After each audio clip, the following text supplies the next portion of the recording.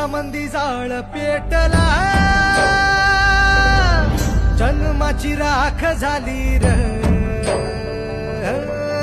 इसकटलेली दिशा ही धुरामंदी वाट गेली र, चिन धुळी बाणी झालं नेलं वाऱ्यानं उडून, अवकाळी वादळात जीवन पेटून गेलं. आता